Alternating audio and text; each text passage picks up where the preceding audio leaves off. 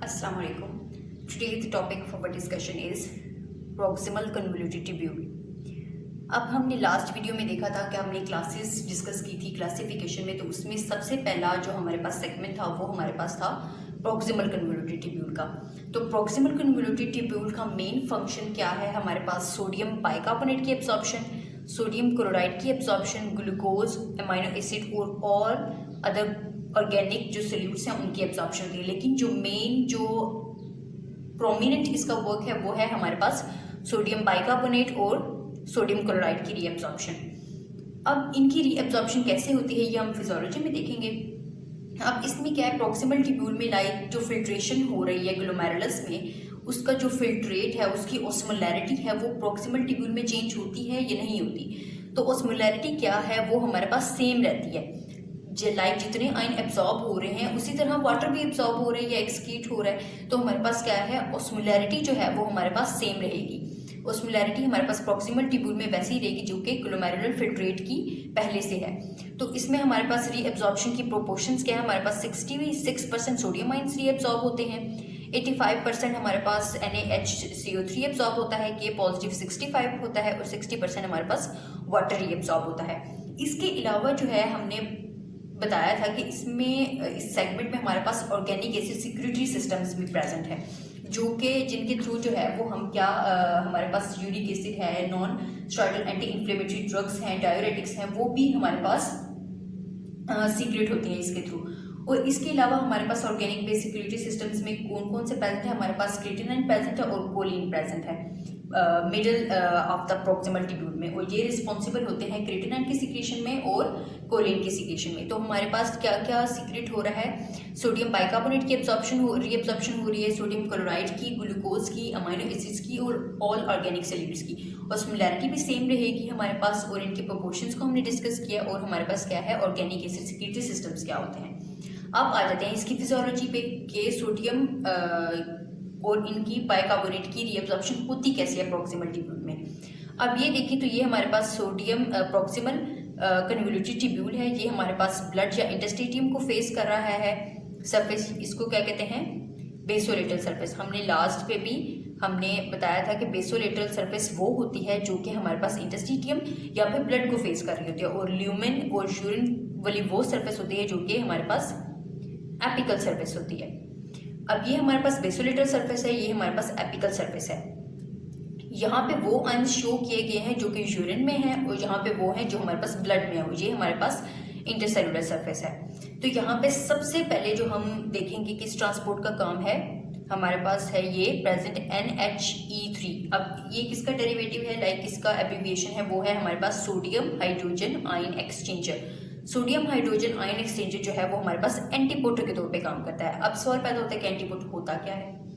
एंटीपोटर वो होता है ट्रांसपोर्ट का सिस्टम जो कि हमारे पास दो आयन्स को अपोजिट डायरेक्शन में ट्रांसपोर्ट कर रहा है। लाइक सोडियम इधर जा रहा है तो हाइड्रोजन इस साइड पे जाएगा। अगर हमारे पास हाइड्रोजन आयन नहीं है तो सोडियम कभी भी हमारे पास सेल की तरफ मूव नहीं कर सकता, सेल की तरफ ट्रांसपोर्ट नहीं हो सकता, ये एंटीपोटर के तौर पे काम कर सकता है। लाइक दोनों आयन्स की प्रेजेंस जो है वो जरूरी है और अपोजिट साइड में मूवमेंट होगी, एंटीपोटर इसको कहते हैं।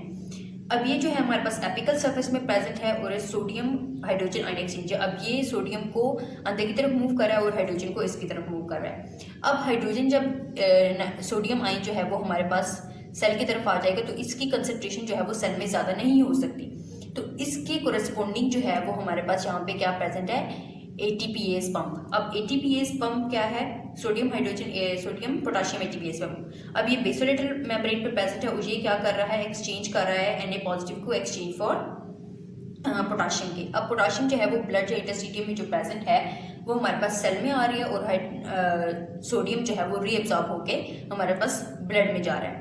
अब ये होगी सोडियम की रीएब्सॉर्प्शन। इसके बाद क्या है हमारे पास, अब जो हाइड्रोजन यहाँ पे ल्यूमिन में जा रहा है, अब हाइड्रोजन की कैपेसिटी है लाइक उस पर पॉजिटिव चार्ज है तो वो अट्रैक्ट करेगा, ऑब्वियसली क्या करेगा, नेगेटिव आयन को अट्रैक्ट करेगा। अब ल्यूमिन में और जिनमें काफ़ी सारे आयन्स प्रेजेंट हैं, पॉजिटिव भी नेगेटिव भी, तो हमारे पास जो है वो ये HCO3 नेगेटिव जो है वो बाइकार्बोनेट आयन, तो ये हमारे पास क्या बन जाएगा, दोनों कंबाइन होंगे और हमारे पास कार्बोनिक एसिड बन जाएगा। कार्बोनिक एसिड जो है वो हमारे पास अनस्टेबल है तो ये डिसइंटीग्रेट हो जाएगा H2O और CO2 में। अब ये होगा कैसे? हमने बोला है कि हमारे पास जो कार्बोनिक एनहाइड्रेज एंजाइम प्रेजेंट है वो हमारे पास एपिकल सरफेस में भी प्रेजेंट है और हमारे पास इंट्रासेलुलरली भी प्रेजेंट है।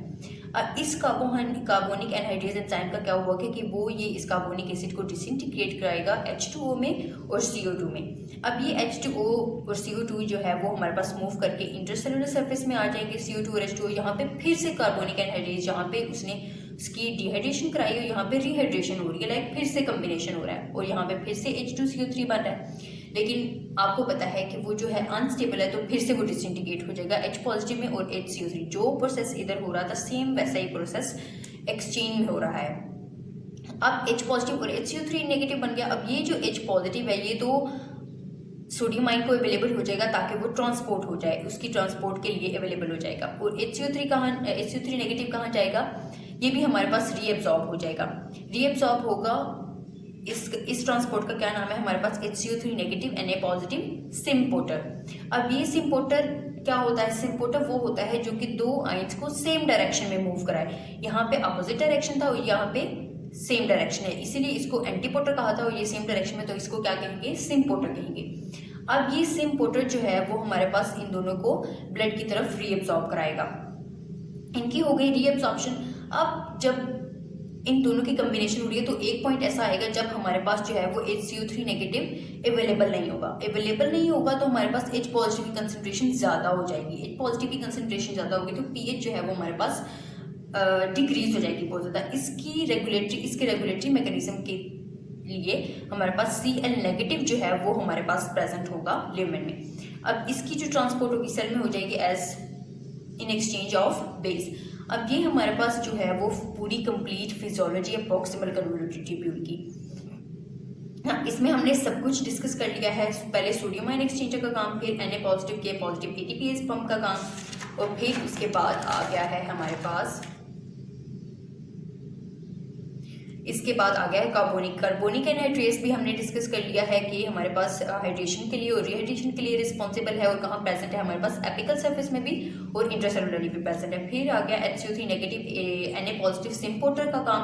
अब वो भी हमने बताया कि बेसोलेटल मेम्ब्रेन पे प्रेजेंट है और हमारे पास HCO3 नेगेटिव और Na पॉजिटिव को ट्रांसपोर्ट कर रहा है ब्लड की तरफ। फिर उसके बाद Cl नेगेटिव और बेस एंटीपोर्टर जो कि ट्रांसपोर्ट कर रहा है Cl नेगेटिव को और बेस को इन एक्सचेंज। फिर उसके बाद आ जाती है हमारे पास फार्माकोलॉजी। अब हमने फिजियोलॉजी समझ ली है तो हमारे पास फार्माकोलॉजी जो है वो इतनी डिफिकल्ट नहीं है कि हमारे पास जो है वो कार्बोनिक एनहाइड्रेस इनहिबिटर्स जो है प्रॉक्सिमल कन्वोल्यूटेड ट्यूब्यूल में वो कैसे वर्क करते हैं।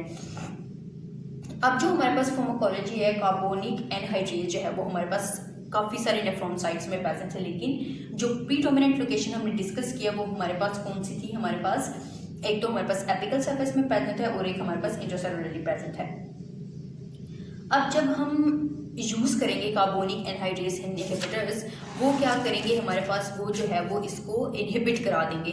कार्बोनिक एनहाइड्रेस को यहाँ पे भी इनहिबिट करा देंगे और यहाँ पे भी इनहिबिट करा देंगे। जब हम इनको इनहिबिट कराएंगे तो हमारे पास ऑटोमेटिकली जो है वो NaHCO3 की रीअब्जॉर्प्शन नहीं हो सकेगी। जब रीअब्जॉर्प्शन नहीं होगी तो हमारे पास क्या है? डायूरेसिस इंक्रीज करेगी। डायूरेसिस कैसे इंक्रीज करेगी कि हमारे पास जो है वो जब ये दोनों अवेलेबल नहीं होंगे, कार्बोनिक एनहाइड्रेस को हम इनहिबिट कर देंगे तो हमारे पास क्या है? इनकी ब्रेकडाउन नहीं होगी तो ये अवेलेबल नहीं होंगे। अब ये नहीं अवेलेबल होंगे तो हमारे पास ऑटोमेटिकली H पॉजिटिव जो है वो इसकी ट्रांसपोर्ट के लिए भी अवेलेबल नहीं होगा। सारे आयन जो है वो यहीं पे प्रेजेंट रहेंगे जो ऑलरेडी यहाँ पे प्रेजेंट है। अब ये आयंस जब यहाँ पे प्रेजेंट है तो ऑटोमेटिकली ये जो आयंस है वो हमारे पास ल्यूमेन में और यूरिन में एक्सक्रीट आउट हो जाने हैं और डायूरेसिस जो है वो हमारे पास इंक्रीज हो जाएगी। अब इसकी एग्जांपल हमारे पास क्या है? प्रोटोटाइप एग्जांपल जो है वो हमारे पास है एसीटाजोलेमाइड। अब एसीटाजोलेमाइड जो है वो हमारे पास माइल्ड डायूरेसिस प्रोड्यूस करता है क्योंकि इसका जो काम है वो हमारे पास बाइकार्बोनेट आयन की रीअब्जॉर्प्शन को रोकना है, ना कि हमारे पास ट्रांसपोर्टर्स की जो कि हमारे पास प्रेजेंट है। सोडियम आयन एक्सचेंजेस या फिर Na पॉजिटिव ATPase पंप, ये इनका काम नहीं है। अब इसका क्या काम है? ये हमारे पास बाइकार्बोनेट आयन की ट्रांसपोर्ट को कम कराता है और इसीलिए इसको क्या कहते हैं? ये माइल्ड डायूरेसिस प्रोड्यूस कराता है। अब इसका जो वर्क है वो फार्माकोलॉजिकल एक्शंस जो हैं एसिटिल्कोलामाइड के वो और हैं, लेकिन इसका जो डायरेसिस इफेक्ट है वो कम है एज कम्पेयर टू इसके फार्माकोलॉजिकल इफेक्ट्स। अब कार्बोनिक एनहाइड्रेस इनहिबिटर्स जो हैं वो हमारे पास कार्बोनिक एनहाइड्रेस को ब्लॉक करते हैं आइज में भी और CSF में भी। अब हमारे पास क्या है, आइज में हमारे पास सिलरी बॉडीज हैं जहाँ पे हमारे पास कार्बोनिक एनहाइड्रेस प्रेजेंट है, और हमारे पास CSF में ब्रेन में कहाँ प्रेजेंट है, कोरोइड प्लेक्सिस में, कोरोइड प्लेक्सिस में। अब सिलरी बॉडीज का क्या वर्क है, ये हमारे पास प्रोड्यूस करते हैं एक्वस ह्यूमर प्रोड्यूस कराते हैं, और जो कोरोइड प्लेक्सिस है ये हमारे पास क्रेनियल प्रेशर को कंट्रोल करते हैं। अब जब हमारे पास यहाँ पे कार्बोनिक एनहाइड्रेस इनहिबिटर्स को हम ब्लॉक कर देंगे तो हमारे पास एक्वस ह्यूमर जो कि प्रोड्यूस कर रहा है हमारे पास इंट्राओकुलर प्रेशर उसको रिड्यूस कर देगा और क्रेनियल प्रेशर को भी रिड्यूस कर देगा। तो जिन कंडीशंस में हमारे पास एक्वस ह्यूमर ज़्यादा हो जाता है, यहाँ पे क्रेनियल प्रेशर ज़्यादा हो जाता है, वहाँ पे भी हम कार्बोनिक एनहाइड्रेस इनहिबिटर्स को क्या करते हैं, यूज़ कर सकते हैं। अब ये क्या है इनका, ये इनकी फार्माकोलॉजी और इनके काम करने का तरीका है, मैकेनिज्म ऑफ एक्शन। लाइक अगर हम कार्बोनिक एनहाइड्रेस को इनहिबिट कर देंगे तो हमारे पास सारे जो ट्रांसपोर्टर्स हैं वो वर्क नहीं कर सकेंगे। उसके बाद आ जाते हैं हमारे पास थेराप्यूटिक यूजेस आ जाते हैं। थेराप्यूटिक यूजेस में क्या है, हमारे पास सबसे पहले आ जाता है हमारे पास ग्लूकोमा।